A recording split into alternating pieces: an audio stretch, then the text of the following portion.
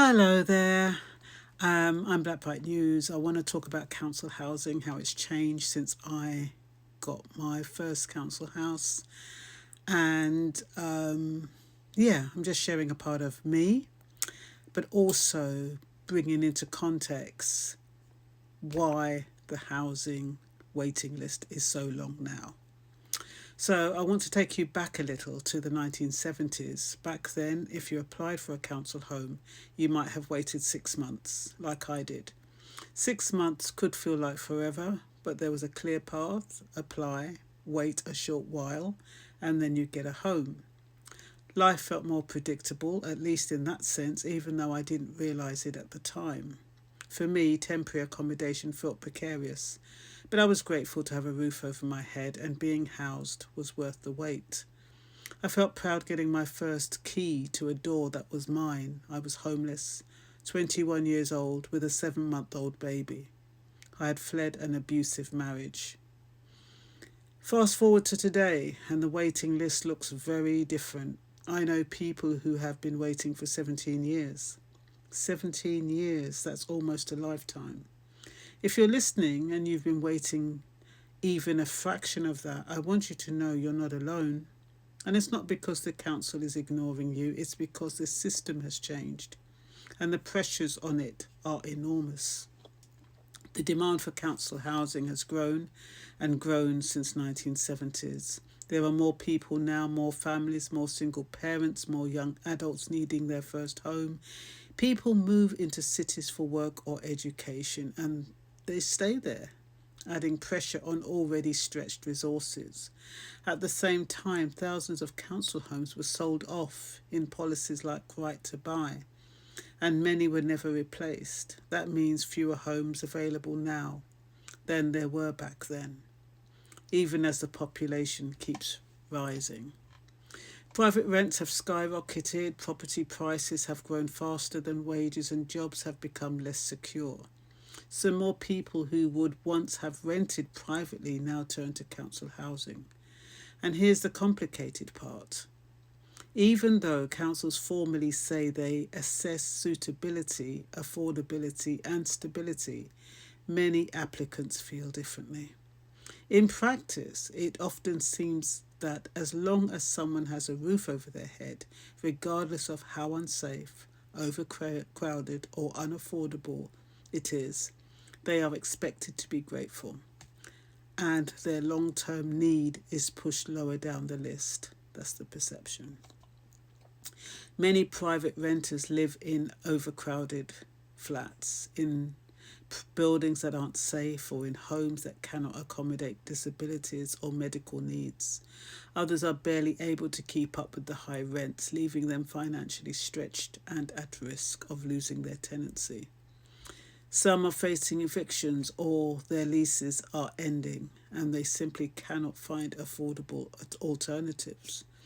Even if a private renter has managed for years, councils can still recognise a real need to give them a place on the waiting list. But the system is under pressure and it can feel arbitrary who gets prioritised. Many people who have been waiting for years are living in temporary accommodation, hostels, hotels, or short term flats. These are supposed to be short term solutions, but for some, temporary stretches into years. Life in a hotel room with your children isn't just inconvenient, it's isolating, stressful, and unsafe. Privacy is minimal, space is limited, and everyday life feels fragile. The word unsafe applies to practical and emotional safety.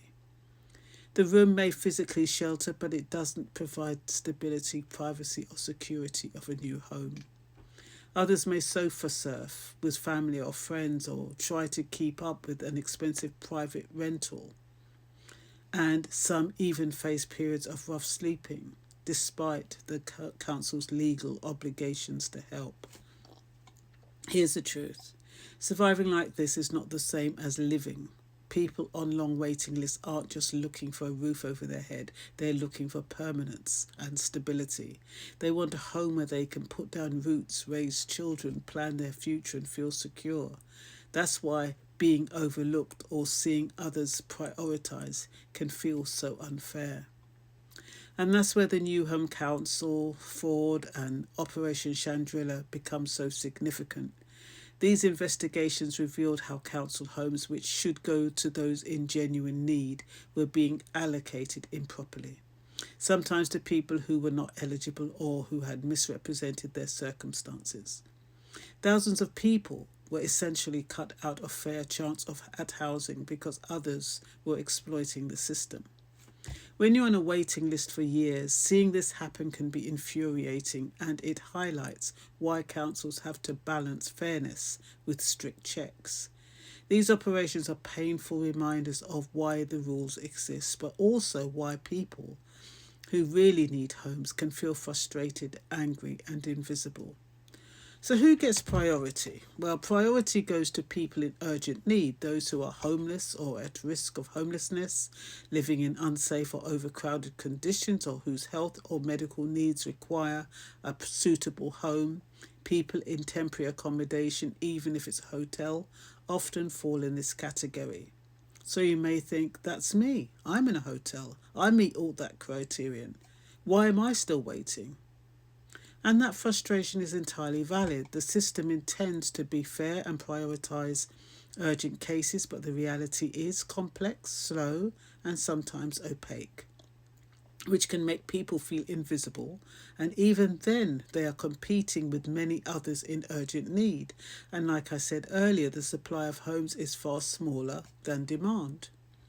Some councils use a bidding system for available properties. You might see a flat online, put in a bid and hope for the best, but homes are offered first to those with the highest priority. It can be frustrating and even unfair. Why not just give every available home to those most at risk and stop disappointing the hopeful?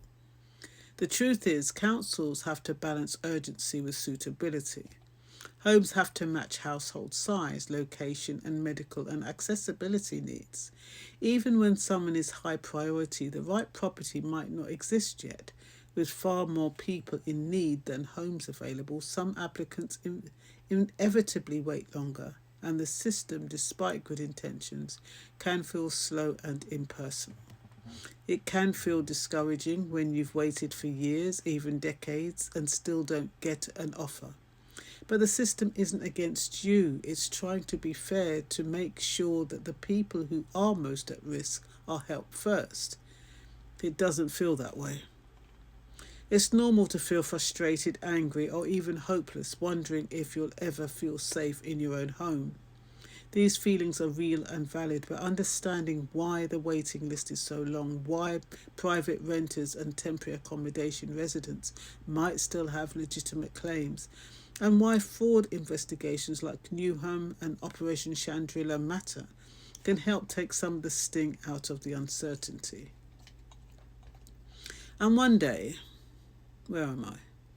And one day, when a home finally comes through, it's more than just a roof over your head. It's safety, stability, and the chance to rebuild your life. It's the permanence that allows a family to feel settled, a child to feel secure, and a person to finally breathe. That's why the systems exist, imperfect though they may be. It's trying in its own slow, methodical way to get everyone into a place where they can truly live, not just survive. So if you're on the waiting list today or thinking of applying, keep your information up to date. Understand the priority system, know your rights, and keep hope alive. Being proactive ensures your application remains active and your priority is accurate.